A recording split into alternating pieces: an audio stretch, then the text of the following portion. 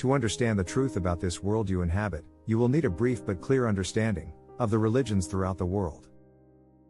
At the foundation of human history is an ancient civilization referred to as the Sumerians, or the race of Sumer, which later became known as ancient Babylonia. Their archives of world beginnings include the original introduction of gods. The first account of religion introduces a god named Anu, and 7 deities who belong to a group of underworld judges known as the Anunnaki. The Anunnaki are the offspring of both Anu and Ki, where Anu is god of the heaven and Ki was the goddess of this world. These fallen angels of the Anunnaki underworld are also documented to have arrived inside this world 400,000 years ago, and began their colony in the river of the Euphrates, naming their location Eden. Does Eden sound familiar? Adamu is also the name in Sumerian mythology for the first man in the world. Does this name sound familiar? In ancient Taoism comes another familiar story. This story is about a universe in chaos between light and darker forces. The lighter, most pure substances floated upward and became the heavens. These elements were named Yang. The heavier, more impure substances descended and became the earth. These were named Yin. Of course, you have already heard of the Yin and the Yang. Some of you may also have heard at some point by way of television or conversation about a 64 hexagram oracle referred to as the I Ching, which is broken up by lines that are representations of the Yin or Yang. The Yin and the Yang in simple terms means the dual existence of two conflicting forces, light and darkness, good and evil, etc. On with the story in ancient Taoist mythology, it is said that from the same forces, a third creation, the giant Pan Ku, was born as well. As he grew, his sheer size divided the heavens and the earth. The giant lived for another 18,000 years. With the assistance of 4 creatures, a tortoise, a phoenix, a dragon, and a unicorn, he labored daily to mold the earth. Do you remember the story of Adam, having animals created as helpers for him to nurture the earth? The coincidences of similar religions from around the world continue. Watch the creations of world religions unfold before your eyes, with an absolutely overwhelming surprise. In the original account of religion in Sumer, there is a god and a lord of the earth. There are also 7 underworld Anunnaki judges, just as there are 7 redemptive angels of light before Lord Jehovah in the Bible, and 7 archangels as mentioned in the book of Enoch. Keep in mind, the Hebrews, whom are known for the Old Testament writings in the Bible, once followed under Egyptian rule. They learned Egyptian religion, and later in history became ruled by Nebuchadnezzar II, a king of the Neo-Babylonian Empire, which was formerly ancient Sumeria, so the origins of the Old Testament they were able to gather from Egyptian and Sumerian religions. According to the New Testament in the Bible, Hebrew tribes became known as the Kingdom of Israel and the Kingdom of Judah, or Jerusalem, kingdoms under the control of Caesar in the Roman Greek Empire. The New Testament was written by Greeks guided by Saul, a former Hebrew Pharisee. It incorporated many Roman traditions, Greek myths, Egyptian myths, and original Hebrew doctrines from the Old Testament.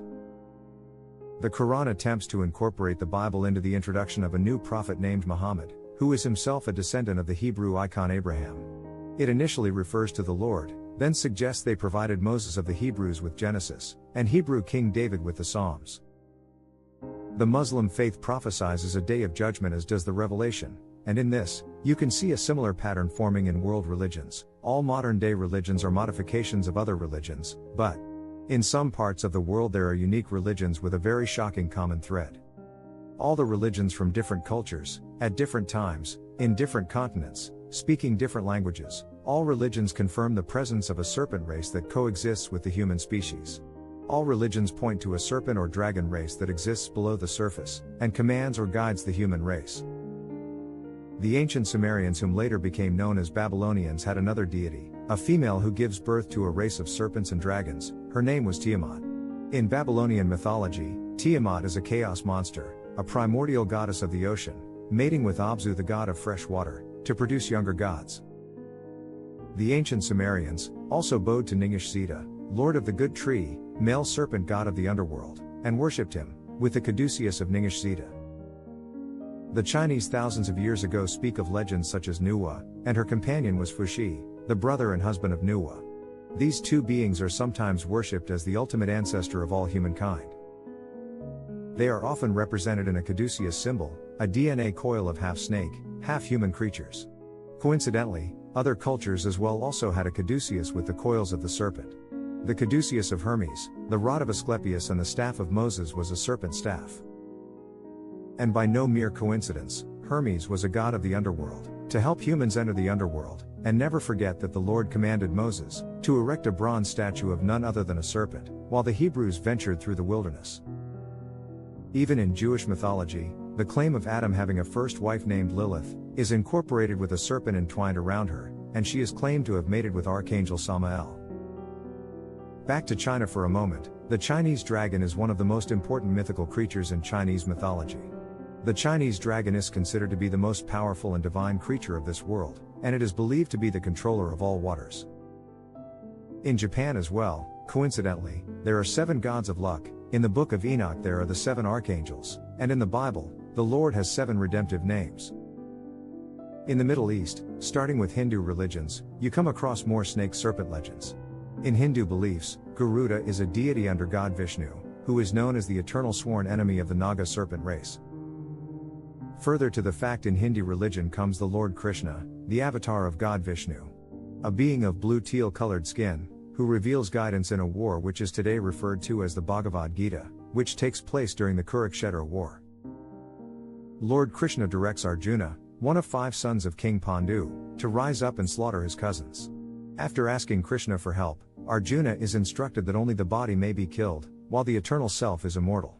Lord Krishna appeals to Arjuna, that as a warrior, he has a duty to uphold the path of Dharma through warfare. Arjuna asks why he should engage in fighting if knowledge is more important than action. Krishna stresses to Arjuna that performing his duties for the greater good, but without attachment to results, is the appropriate course of action.